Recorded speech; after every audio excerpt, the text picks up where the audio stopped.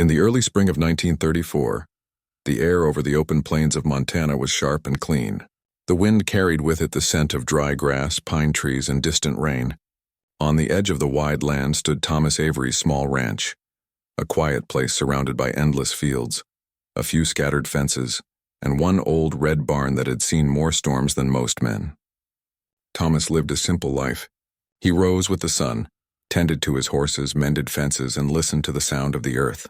He liked quiet. It was safe. It was predictable. That night, the world he knew began to change. The sun had already set behind the dark hills, and the sky was fading into a deep blue with stars beginning to shine. Thomas was walking near the fence line with a lantern in his hand, checking to make sure no gates were open. A storm was coming, and he didn't want the horses wandering out. As he reached the far corner of his land, something caught his eye. A small figure near the trees, barely moving. At first he thought it was an animal, maybe a deer. But then he noticed the shape of two trembling hands and the soft sound of breathing. Cautiously he stepped forward, holding the lantern higher. "Who's there?" he called out, his voice steady but quiet. The figure didn't answer. It was a girl no older than 16. She wore a thin shawl, her long black hair tangled by the wind. Her feet were bare and her skin was pale with cold. Her eyes were wide, not with anger or mistrust, but with fear. Thomas knelt a few feet away from her, careful not to startle her. "Hey now," he said softly. "You're all right. You're safe here." The girl didn't speak, but she took a small step toward him. Thomas noticed how weak she looked, as if she hadn't eaten in days. Without asking anything more, he removed his coat and wrapped it around her shoulders. Her body was cold like ice. She shivered, and he could feel how small and fragile she was. "My name's Thomas," he said slowly, pointing to himself. "Thomas, what's your name?"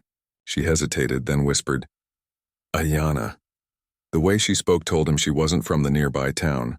He had heard of the small settlement not too far from his ranch, native families who lived close to the river. Over the past few weeks, he had heard quiet talk of trouble there. No one in the town spoke about it openly, but the tension hung in the air like smoke after a fire. He didn't ask her what happened. He didn't need to.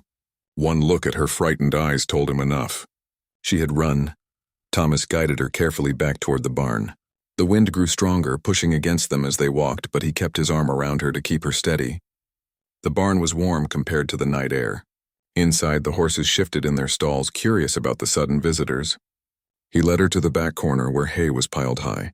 It was quiet there, hidden from view. "You can stay here," he said, handing her the wool blanket he kept near the haystack.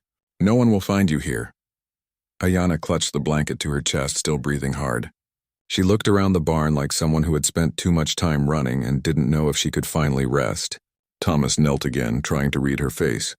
She was too tired to explain everything, but he saw the story written in her silence. She had lost something. She was hiding from something. Thomas stood and lit the small oil lamp hanging on the wall. The warm light filled the barn, chasing away the darkness.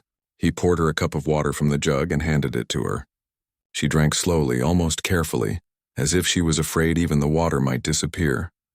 "You'll be safe here," Thomas said again, more to himself than to her. But even as he spoke the words, a cold weight settled in his chest. He knew what it meant to help someone like her. The land might have been wide and wild, but word traveled fast. If anyone saw her on his property, questions would follow. People would talk. And some of those people wouldn't talk kindly. Still, as he looked at her, tired, shaking, but alive, he knew he couldn't turn her away. Ayanna tried to speak then. Her voice trembled, and she struggled to find the words in English. They come," she whispered. "Bad men?" "They come," Thomas nodded. "Not here," he said. "Not tonight." Outside, the storm finally arrived. Rain fell hard against the roof of the barn. Thunder rolled over the plains, echoing far into the distance. The horses shifted restlessly, but Thomas found the sound almost comforting. It meant no one would be out there tonight. He walked to the barn door, checked the lock, then pushed a wooden beam across it to keep it secure. He had taken in many lost animals before, but never a lost person. This was different. This was bigger.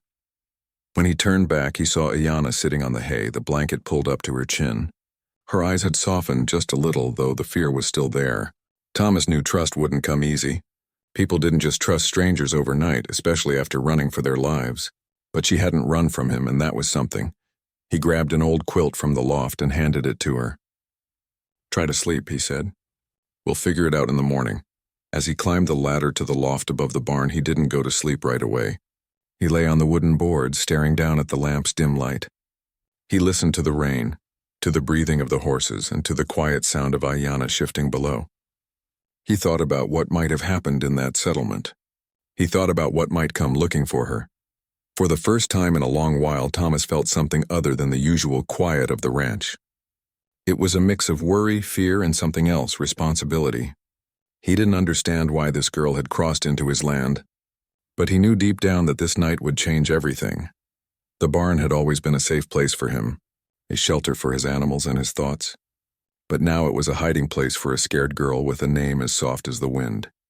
Thomas closed his eyes, but sleep didn't come easily. Far out in the darkness, beyond the rain and the storm, a single sound echoed faintly, a distant cry that wasn't from the wind. Thomas sat up, holding his breath. The sound disappeared quickly, swallowed by the storm. He lay back down, unaware that this was only the beginning.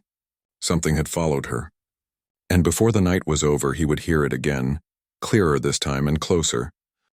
The night grew colder as the storm outside grew stronger. Rain poured down the roof of the barn in heavy drops, and the wind whistled through the cracks in the wood. Inside, the small oil lamp burned low, its warm light flickering softly against the walls. Thomas Avery lay awake on the loft, unable to stop thinking about the girl below. He had helped people before in quiet ways, but never like this. This was different. Something about the way she held that blanket close to her chest, the way her eyes darted toward the door, made him feel that danger was not far behind. Down below, Ayanna sat on the hay, her knees pulled up, rocking slightly back and forth as if trying to calm her own heartbeat. She was exhausted, but she couldn't let sleep take her. She kept listening. The rain, the horses shifting, the faint creak of the barn in the wind. She held something close to her, hidden beneath the blanket. She was afraid, not just of being found, but of what might happen if she was. Thomas slowly climbed down the ladder when he realized she hadn't slept.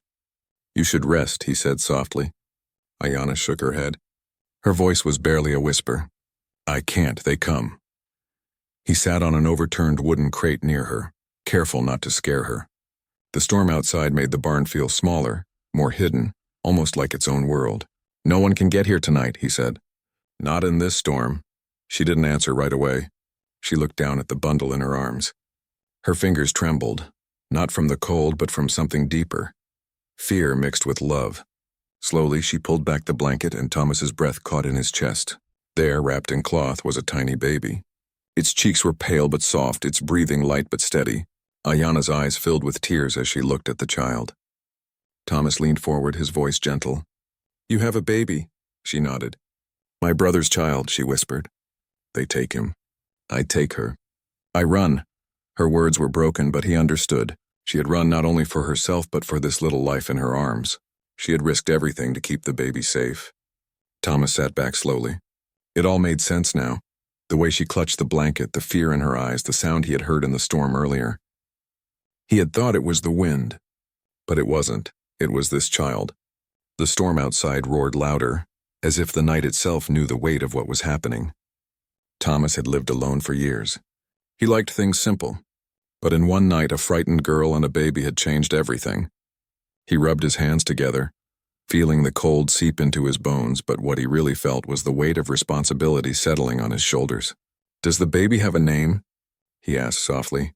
Ayanna's voice shook. "Winona." He repeated it quietly. "Winona." It sounded like wind through the trees, soft and gentle. The baby made a small sound like a sigh, and Ayanna held her closer. Thomas could see how tired she was. Her eyes were heavy, her face pale, her body weak. She had run for miles, probably without food or rest. "You need to sleep," he said again. "I'll watch." Ayanna looked at him, unsure if she could trust him. But then something in his voice, maybe the calm way he spoke, made her nod slowly. She laid down on the hay, pulling the blanket over herself and the baby. The child's soft breaths filled the quiet space. Thomas stayed awake. He didn't know what to expect, but he knew enough about the world to understand that someone might come looking. He sat by the door with his lantern turned low, listening to the rain and thunder, thinking about what he would do if someone arrived. He wasn't a man who liked trouble, but sometimes trouble came whether you liked it or not. Hours passed. The storm slowly began to calm. The wind softened and the rain turned into a quiet drizzle. Hayana finally fell asleep, her breathing slow and deep. Thomas stood and walked over to the hay. He knelt beside the baby and watched as its little chest rose and fell. Something warm filled his chest, a quiet kind of courage he hadn't felt in a long time.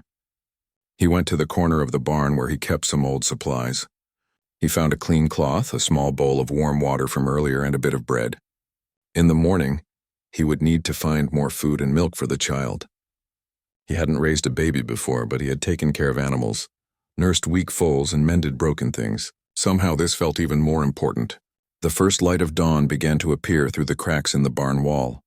The rain had stopped and the sky turned a pale gray.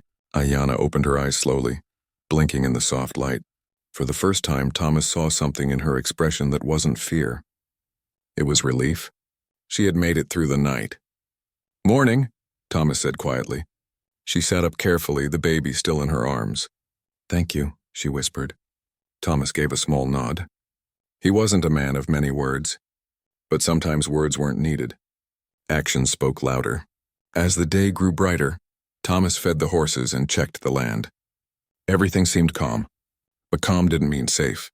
People in the nearby town talked, and news spread quickly, even out here in the open plains. If anyone had seen her run, they might come looking. When he returned to the barn, Ayana was gently rocking the baby, singing softly in her language. Her voice was quiet but beautiful, like wind moving through tall grass. The baby stared up at her, wide-eyed, listening as if it understood every word. Thomas leaned against the barn door, watching them. "You have to stay hidden," he said gently. "At least for now. If people see you here—" He didn't finish the sentence. She understood. Ayana nodded. "I stay. I keep her safe." Thomas sighed and rubbed the back of his neck. "Then I'll keep both of you safe too," he said, surprising even himself. The day passed slowly but peacefully. Thomas brought Ayana warm water, food, and a soft piece of cloth for the baby. He repaired the back wall of the barn to make sure no one could see inside. The horses seemed calmer too, as if they understood they were sharing their space with something precious. But as evening returned, something changed. Thomas was near the barn door when he saw distant movement, a figure on horseback near the tree line. It was far away, but the way the rider moved made his heart beat faster. Someone was searching. He closed the door quickly and turned to Ayana. "Someone's out there," he said. Her eyes widened and she held Winona close to her chest. "Hide," he said. He guided her to the far corner behind the hay bales where the light didn't reach. She crouched down, holding the baby tightly, every breath quiet and careful. Thomas blew out the lamp so the barn looked dark and empty from outside. He stood by the door, heart pounding. The sound of the horse grew louder, then stopped. Silence. Thomas held his breath. The rider didn't knock, didn't call out. For a moment, it felt like the whole world was holding still. Then, after what felt like forever, the sound of the horse slowly faded away into the distance. Thomas let out a slow breath and turned back. Ayana was still hiding, her eyes wide. "It's all right," he whispered. "They're gone." She stood slowly, clutching the baby. Tears welled up in her eyes, not from fear this time, but from the weight of everything she had carried alone. Thomas walked toward her, unsure what to say. But before he could speak, she whispered, "Thank you. Thank you for not letting them find us." He gave a quiet nod. In that moment, he understood something important. This wasn't just about helping someone for one night. This was about protecting a life, 2 lives. The baby yawned softly, its tiny hand reaching out as if it trusted him already. Thomas gently touched the baby's hand. It was warm, alive, fragile, but strong in its own small way. As night fell once more, the barn felt different. It no longer felt like just his barn. It felt like a shelter, a safe place. Ayana sat with the baby wrapped tightly, singing softly again. Thomas sat by the door, keeping watch. The world outside was wide and uncertain, but inside the barn there was a quiet promise. Thomas knew that danger might return. People might come asking questions. But he also knew something stronger. He wasn't going to let fear win. Ayana and the baby had found safety on his land. And Thomas Avery, a quiet rancher who had lived alone for so long, found something he didn't even know he was missing. Purpose. The wind outside grew gentle again. The horses settled into their stalls. The baby slept soundly in Ayana's arms. Thomas looked around the barn and then at them. He didn't know what tomorrow would bring, but tonight they were safe. And for now that was enough.